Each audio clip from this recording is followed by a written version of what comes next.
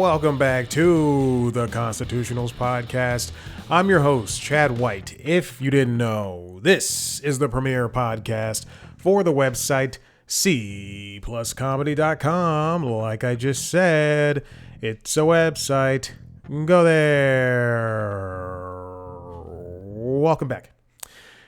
This is it. We are in the throes of spring. Spring has hit us. It's balmy 90 some odd degrees here in Atlanta, Georgia. Hot as butts. Well, my phone says 82, but I took Maverick to the dog park and I was sweating my butt off. Then nobody was there, so we turned around. Okay, there was one person there, and I didn't want to talk to that person. I know that person, and the conversation would just be so boring. So we turned around, and then we went for a little walk. We also went to the recycling center. And because I've mentioned this, and I'll mention it in this interview, I have car trouble, and I'll just gloss over it really quick. It's a known problem with the Kia Niros from 2017 to, I think, 2020. And it's a heat exchanger, and either I pay $3,900 for somebody to fix it, or I buy a $1,600 part and try to fix it myself, or I do this little bypass thing. Go look it up. It's not fun. Do a little bypass thing so that it doesn't need. I don't need to do all that stuff. But there's going to be more wear on the engine, and that's what we're here to talk about. We're not here to do an interview. So that's what I'm dealing with. Anyway, I can't turn on the heat or the air in my car. So when it's chilly in the morning, I'm so glad. I'm like, oh, please, windows down, and then the sun comes out, and then it's hot, and then my engine will overheat. So I can't really go far. I'm not kidding. Anyway, should I start this over? No, I will not. Hey, I'm talking to a very lovely, very wonderful comedian. Her name is Kelly MacFarland. We did this interview last week. She has a new audio version of her filmed special. You can already go and watch the special right now on YouTube. Or if you like to listen to your stand-up, then you can go as of the posting, which is April 16th. On April 17th, you can go and purchase or the audio listen to the audio version, the disc version, the album version of this. And by audio listen to, I mean like go to Spotify or Apple Music or YouTube Music, wherever you get your audio-based comedy. But again, you can go watch it too. Kelly is a treat. I enjoyed our conversation. She's very funny, very engaging, and I liked hearing about her process as a comedian and where she came from, where she started. She's been doing comedy for a couple of, I don't want to say how long. I think it's like 2 decades. I might be wrong. Anyway, this is her second album and special, and she's performed everywhere. Comedy Central, Last Comic Standing, Access, Gotham Comedy Live, Dry Bar Comedy. You know, Dry Bar is huge. So there you go. Yeah, you know, if a comedian can do Dry Bar and be successful, then that comedian can do anything. Don't Tell Comedy. Hot Gnome is, I don't know if I said the name of it. Hot Gnome. My voice, there's something going on with my voice. I don't know what's going on. Hot Gnome, maybe I'm going through puberty, is the name of the special. Again, you can check out the video version on Kelly MacFarland's YouTube channel. It's a cross post with Blonde Medicine. They do some great work at Blonde Medicine. Hot Gnome is named after what the entire special or album, not entire thing, excuse me. I don't want to categorize that as that. She has a lot of jokes about her husband, about how much she loves him and different things like their relationship and stuff. And it's great. I enjoyed watching the parts of it. They're talking about that. And then you can actually check out some clips of her on YouTube, Dry Bar's YouTube in particular. She will also be performing after the posting of this. She will be performing. I clicked on the wrong thing on her website and it opened up the mail app. She will be performing in Boston on Friday, April 24th, and Saturday, April 25th. She'll be opening for Kathleen Madigan. So be sure to buy tickets to that show to see two excellent comedians. Check out Kelly's website, kellymcfarland.com, to see everything that encapsulates who she is. Oh, she also has a podcast called Frady Cat. Very fun. If you want to follow her on social media, you can check her out at Kelly MacFarland on TikTok and Instagram. And then, as I mentioned previously, that you can check out Hot Gnome on YouTube right now in full, or you can also wait and listen to the audio version, or get this, this is a pretty novel idea. Do both. If you want to see a video version of this interview, you can go to our YouTube channel, youtube.com/C+comedy, where you can see a video version of every other thing, mostly, that I've done, as well as the other comedians and people in the entertainment industry I've spoken to, as well as video versions of the other podcasts, Late Night Lately, Late Night Show, and LinkedIn Logs, a job and business news podcast. Follow us on social media, TikTok, Instagram, Blue Sky, and YouTube at C+comedy. Me on those platforms at Chad Black White. All right, this is it. Get ready for the interview with Kelly MacFarland. Oh, you're muted. Oh, okay. So now one left, and now I just see one Kelly MacFarland. One Kelly MacFarland. It's really all you need. You don't Yes. need two. Why would you need two Kelly MacFarlands? That's Hey, crazy. you know what? Double the what was it? What's Double Mint's catchphrase? Double the gum, double the fun, whatever that is. Yeah, double the flavored, double the fun. That It sounds better. yeah, it got weird. Yeah. Yeah. So ta-da. Yeah, welcome in. I want to say congratulations. I know the special came out in November, but we're getting an audio version of it, and I Yeah. think that's where comedy thrives. Although I do think, a lot of people tend to, especially since this one's on YouTube, Hot Gnome's on YouTube, people Yeah. just tend to watch them now. But I remember listening to a lot of them before I even had HBO. So congratulations again. Thank you. Yeah, I'm with you. I remember being like a young kid and listening to like my parents' comedy albums, Mhm. like on vinyl. So, which has now made a comeback, which is Yeah. really fun. But yeah, I was listening to like we had all of it on vinyl and then cassettes. So, it's nice to put it out on an album so people can listen to it. Yeah. I remember rewinding cassettes. Like I'm glad that I know cassettes have also made a comeback too, but Yeah. I think CDs are as far back as we need to go. And CDs and vinyl are as far back as we need to go because cassettes are just such a hassle. Just like Oh, putting it in, pressing rewind, and waiting the 2 minutes. yes. Also, I mean, I don't know how old you are, but I remember like if they were ever in the car, you would like sometimes it would get eaten and then all of a sudden all of the cassette tape would come spitting out and you'd be driving. What a hazard, right? It's just not, oh, there it goes. There goes my go-go's cassette. My mom had a Mercedes, an old Mercedes that had the CD changer was in the trunk. Oh So yeah. I she rode around with a big binder full of CDs, and then if you ever wanted to not listen to the 8 that were in the trunk, go to the back, yeah. switch it out. It's just that what I don't want that. That's crazy to me.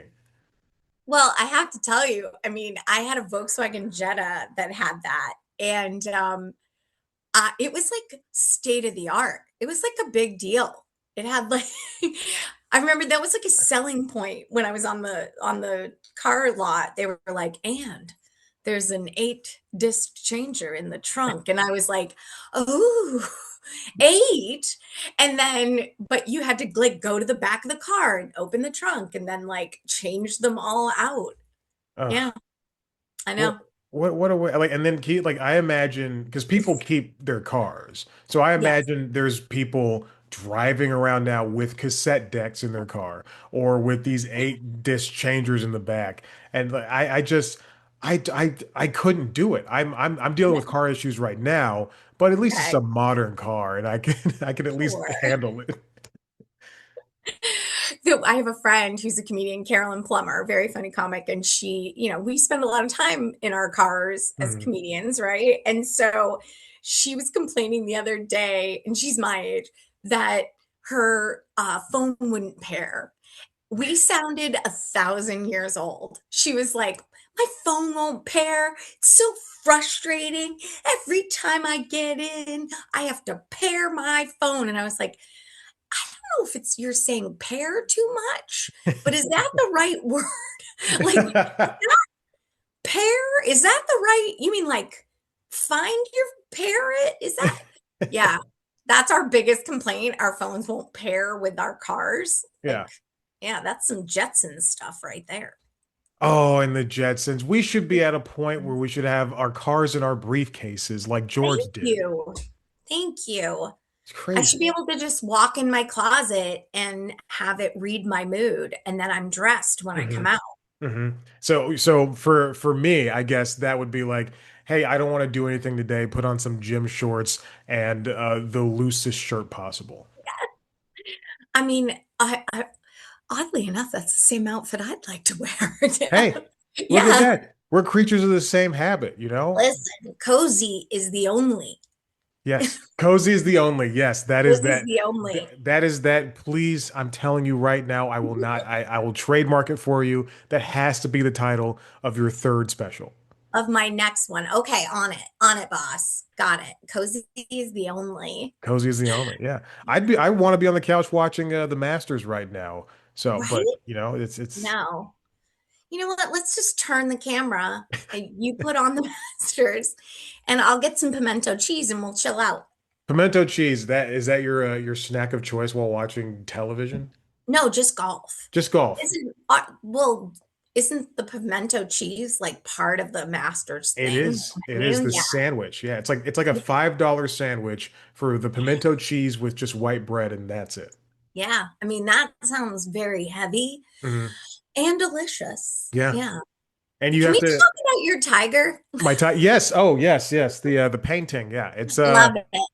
it's a wonderful painting. I don't know who it's. I mean, the name is down here, Sure. DARFE or TE, but it's Okay. I found it at a what's it called, antique store, Love and it. I got it for the sweet $5 off of $60 instead of 65. And Nice. I love it's truly it's my favorite. I have three, well, I have four things hanging on my walls, including you can already see the Rat Pack poster that I put Yes. inside of the Yes. thing, and then, then there's a Why not? bison and a deer, and oh, and an Atlanta photo right there. But that's pretty much Okay. it. And I don't have a lot of stuff, but this is truly like one of my favorite things. I love it so I much. love it. I think it's so cool. I like it because I mean, up for interpretation, right? Please. Mad or just like fired up. Yeah. Yeah. He seems fired up to me. Not necessarily angry, just like, let's go. Ah, yeah, Ready to pounce at any time, especially with those colors because it's so bright right. and just effective at making anybody just want to talk about it when they see Yeah, it. I know. So great. If I'm ever like if I ever trick some poor woman into marrying me, I don't want her to be like, we have to hide this in your office or in a Oh, back room or something. I want it to be out and proud. yes. She's the wrong woman then. Yeah. That would be my advice. I would say if you find yourself in that situation with a forever someone and they say get rid of that painting or put it in your office or man cave or whatever we're calling it right now, Mhm. wrong person. That's Yeah. not your person. Yeah. No, the right person will be like, "How do you feel about putting that in the kitchen?" That's what you want. Right there as it overlooks us cooking the pasta. Yes. I love it. That's It's so wonderful. good. I'm so glad that we're on the same page. Like you Yeah. have the same cheerleader attitude that you have for your husband, that you have for somebody you've only known for 8 minutes. I know. Listen, I am one of those people, and I get this feedback a lot that they're like, "Oh, you just seem so happy," and I'm like, "Not all the time." However, if there's a moment where we can catch some joy, you better grab it. Yeah. It's fleeting, you know what I mean? And this is lovely. I get to talk to you. You have a cool painting. I can see your whole apartment almost. I love that. Almost, almost. There are some things you're Almost. not seeing. Yeah.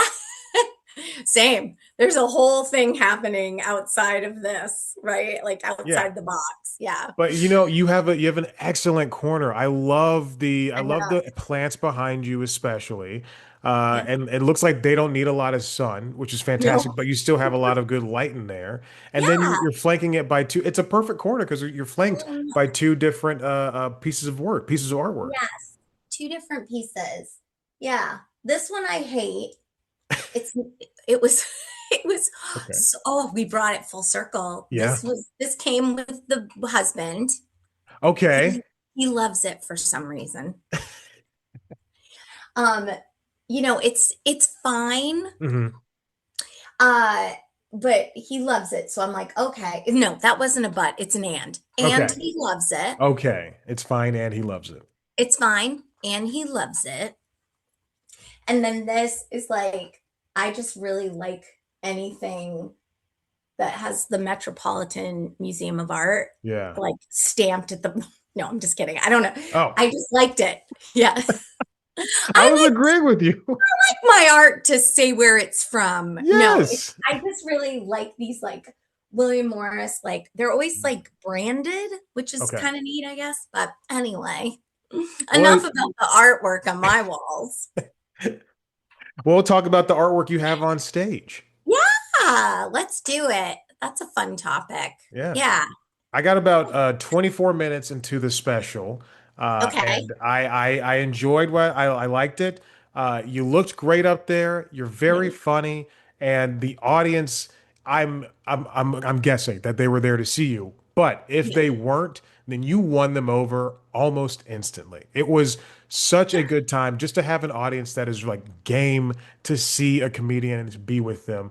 And Yeah. obviously, since these are your fans, they were ready to hear stories that they probably have not heard before. Mm, And I'm glad that everybody seemed to have a good time, which is what you want at a comedy special. yeah. Yeah. One of my favorite things about that whole night was I was so relaxed, Hmm. which I'm typically relaxed when I'm performing because I it's my full-time gig and I'm used to it.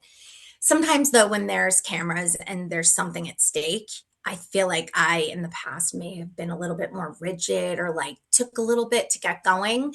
There was just something about that night that I was like, well, I'm just going to leave it all out there. And the special ended up being just a little over an hour, but I actually did over 90 minutes.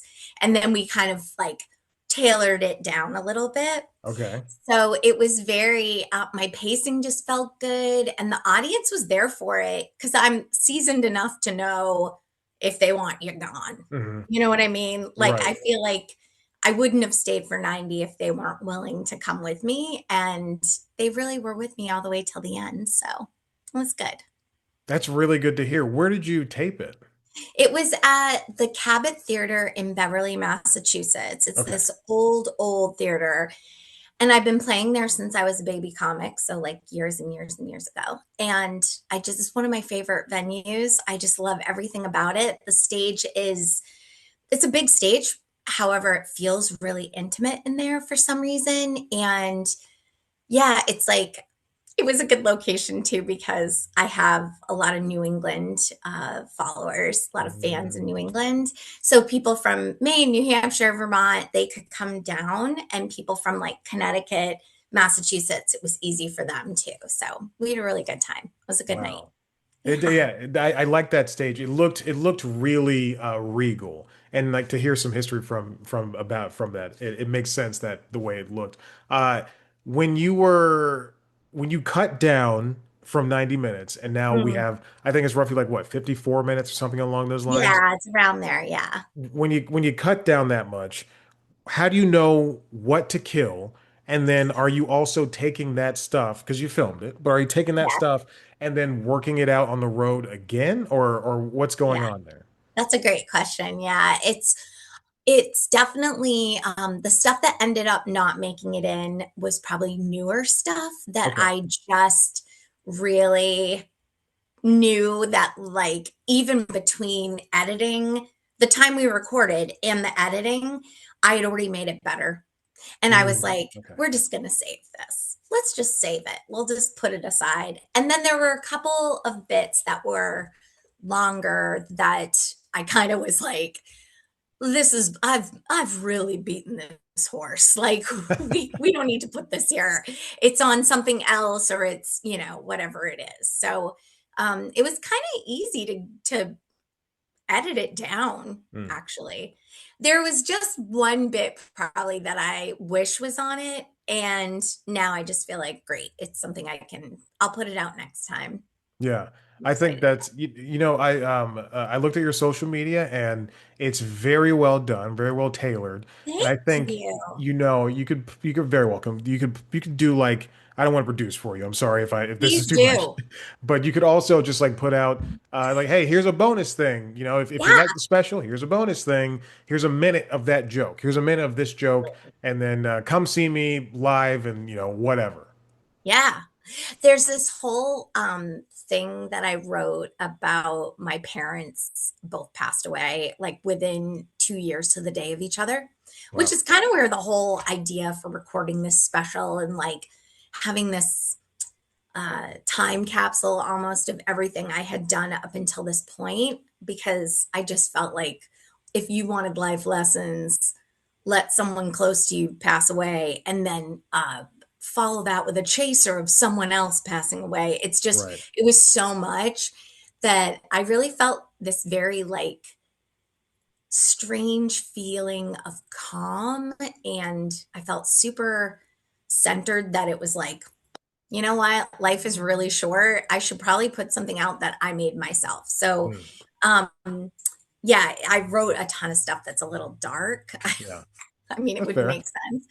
And I'm not typically a dark comedian. However, I mean, I guess you're whatever you are in the moment, right? Right. So that stuff I pulled out and thought, you know what? This will be good stuff to like, once I can see clear what it's supposed to be, I'll put all of that out. Yeah. I That's like good. that. Yeah. That's a good way to approach it. It's fascinating like how a tragedy can shape a person. Either Yeah. they take it and they live with it for a long time and it keeps them down, or they let it help them, for lack of a better word, level up. Help Yeah. them move on to a next phase in life. My first cat, her death anniversary is Sunday, Okay. and it's her first year death anniversary. And Mhm. I got a little kitten who was born in May. I got her in like July or August, so I will be with her, and then my dog who's also here. He's something. Yeah. And I know that day is going to be sad for me. I know Yeah. how I was last year when she died. But Mhm. it's just I try to use that moment to, it's like, hey, she brought me 6 great years of fun and engagement, and she turned me into a pet person, and I'll try to celebrate her as much as I can. Absolutely. What kind of dog do you have? I have to ask. I have a dog I as have well. a pit mix, and there he is right there. Oh, I Yeah. love their faces, by the way. Any pit bull faces are just like the cutest. They just remind me of like everybody's, a lot of people say pit bulls, they look scary. Mhm. Sure, all dogs can look really scary. If you really look at a sweet pit bull, though, they look like a toddler to me because they're like, "What? What?" I feel like they're always like asking a question, like, Uh, "What's up? yeah. What? Where's my ball? I don't know. Let's go find it." Like, I just love that. I love that about dogs anyway. But how big is he? He's 60 pounds, so he's bigger than a regular pit bull. And Yeah. since he's mixed, he's kind of lanky, but he runs with me, so we keep that weight way down. Yeah, Yeah, he's a big one. I yeah. love it. I Yeah. look, I love him too. He's fantastic. Now for between Hot Gnome, and then the other. Yes. What was your first? The it was it Wit Yeah, there's another one, What Happens. Wit That happens. one was recorded a while ago, Mhm. actually. And I don't own that one. I mean, I do because it's me. I didn't make that one or produce it or anything. Okay. And it's good.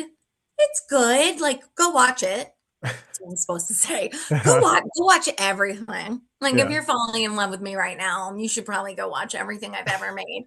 Um, However, this one just felt more me. hmm I felt like it was like I was in control of everything. So that that's felt good. pretty good. Yeah, I was going Yeah. to ask you how you grew as a comedian, and you've already answered that question. Sorry, I pre-answered. No, no, no.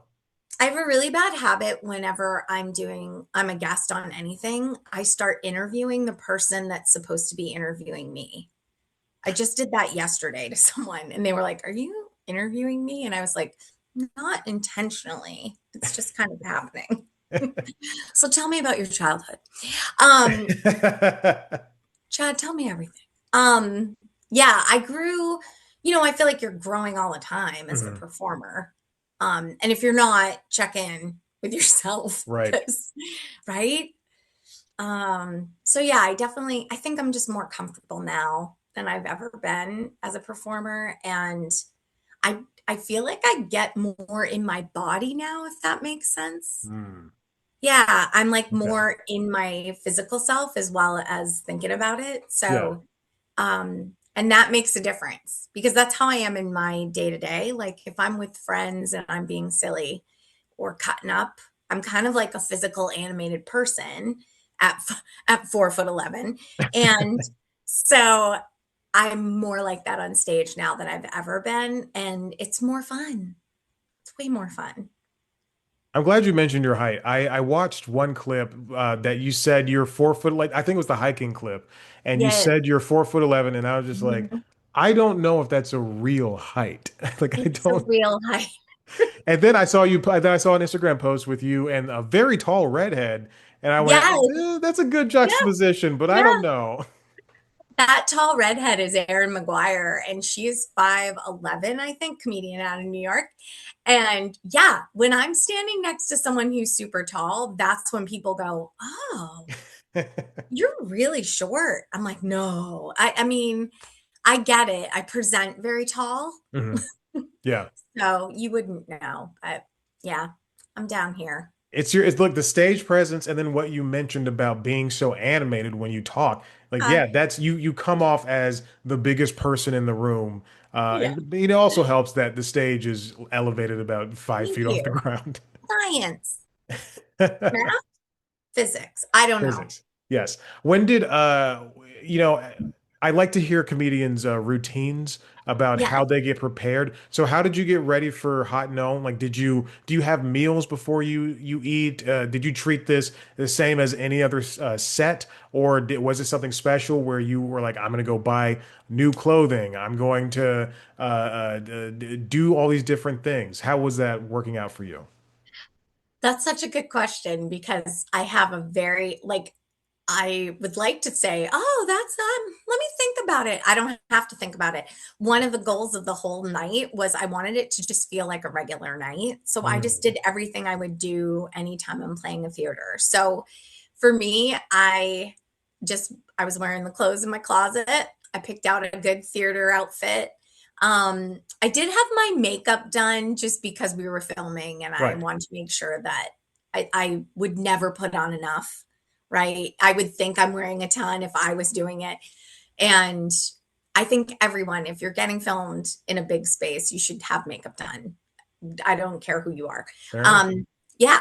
And, but like I did my own hair and I put on my own outfit and, um, yeah, I just did my regular routine. We did have food. I had food brought in for the whole crew Mhm. before, and we all kind of ate together, which was fun. And I think I didn't eat as much as I normally would eat, right? Because I was like, this isn't this isn't like a regular night. Yeah, I don't want to feel too, bloaty. But exactly. I did. I like I think I had like a chicken quesadilla and I like picked all the chicken out of it. Get that protein in. So you had a And cheese then, quesadilla, yeah, or you picked out the chicken to eat I it. just ate the chicken. Oh, Yeah. okay. Yeah. Yeah, but it was a pretty normal, it felt normal. I Mhm. think the only thing that was probably different was that there was this moment before we were getting ready to record where the director, Will Noonan, who's a friend of mine and he's also a comedian, he was directing the special and he went out and had to like explain to the crowd. And that, I think that was the only moment where I was kind of like, ugh, now they're going to be weird. Yeah. Like I hope the audience just acts normal, but you have to tell them because there's so many cameras everywhere. But it was fun. It was really fun. It was a good night. That's good to hear. That and Yeah. also that, his warning to the audience makes me think that, like, is that what happened when, for the Library of Congress, they record all of the plays and the musicals and Yes. stuff. So is that what happened when they walked out to Hamilton? Like, hey, we're gonna be recording Hamilton for, Right. Disney Plus maybe. Is this like that? But I think that's a good precursor. And Yes. yeah, I think that your opinions were valid in thinking that the audience could be like, oh, we have to yuck it up because Right. this is going to be great. Or I'm going, or maybe like, oh, if it's not that funny, then I'm not going to laugh as hard as I need to. Right. Right. I wanted them, I wanted it to be very authentic from me and then also from them. Mhm. And I feel like we got that. It came naturally. Yeah, There were a few things that I normally would have gotten like giant pops on, and I didn't deliver them exactly the way I had in the past. And so we didn't have to repeat anything. And I also was like, oh, they're with me. Like they gave me what I deserved right there. I didn't I didn't that's set good. that up as well as I should have. And that was like more of the newer stuff that wasn't going to make it in anyway. So it was good. It was a good like sampling to make sure they were still being honest. Yeah. Yeah. When you didn't get the pop that you wanted, were you in your head like, damn it, these assholes didn't do what I need them to do? No, no, I never turn like that. I'm Okay. not someone who does that. I think because, I mean, I've been in Boston my whole comedy career mostly, and it was like it's very old school way of thinking here, Mhm. where it's like you're kind of told like it's not the audience's fault. If you're not getting laughs, that's on you, and you clearly suck. Like that was I remember being told that as a very young comic, like you're messing up. If you're not doing the job, then that's on you. It's never on the audience. And I feel like I've kind of taken that with me. Mm. And it's an interesting life lesson, I feel like, right? Like if you're Yeah. not getting the response from people that you want, then maybe you're not presenting what you're hoping you're presenting, and you should look at yourself. So Wow. I know that was a Pretty lot. deep. Yeah. Now, Boston, so you've been doing comedy in Boston. You started comedy in Boston, I assume. What was that like? You often hear about people starting in LA or people Yeah. starting in New York. And then I've also spoken to a lot of comedians who started in Denver and Chicago, but Yeah. Boston is new to me. And to hear that, that anecdote or that way of thinking kind of makes Yeah. me think it's a tougher place to start as a comedy newbie. Was it like that for you? Um, well, there's a lot of history. There's a lot of comedy history in Boston Mhm. where there was like the comedy boom here, and we have a lot of people that started here uh that you may be like, "Oh, I didn't know that." There's a lot of funny people coming out of the Northeast Right. specifically. And so, when I started in Maine actually in Portland, Maine, which isn't too far from Boston. And it was at the Comedy Connection. And there was one in Portland, Maine, and there was one in Boston. And so, shortly after I started doing comedy, I would start coming down to Boston and doing spots down here. Okay. It's definitely hard to break in everywhere, I think, when you're starting out in comedy. And you just kind of have to stick with it Mhm. and realize that you may not be hilarious the first month, the first 6 months, the first year. You just have to keep working at it to find out what your thing is, what your voice is. And I do think in New England, specifically in the Northeast, they can tell if you don't know what you're, or you don't believe in what you're saying. Mm, And so I think that's just in general too. But I mean, I feel like, I mean, it's hard everywhere. yeah, I can't imagine that Denver is any easier or any harder than Boston. It's all really, really challenging when right. you choose to stand on a stage and try to get people to come with you on whatever you're thinking. Yeah, yeah. Yeah. Yeah, it's very, very difficult. That's why I don't do it anymore. Yeah. I met a guy from Maine on Tuesday at the dog park, and he was like, let's say he's late 70s. Yeah. He goes, I tell him what I do. Like, yeah, I'm a TV producer and blah blah blah. And he Yeah. goes, oh, I'm gonna tell my wife I met a real superstar. And I was like, no, no, no, no, no, no. No, no, Adorable. no. I produce for cable. And he goes, no, no. What's the difference? You're a movie star. And I was like, dude, calm down. It was very fun. And then we walked in the same direction. And he's like, this is our Airbnb. I'm like, all right, buddy. I'm not hanging out with you.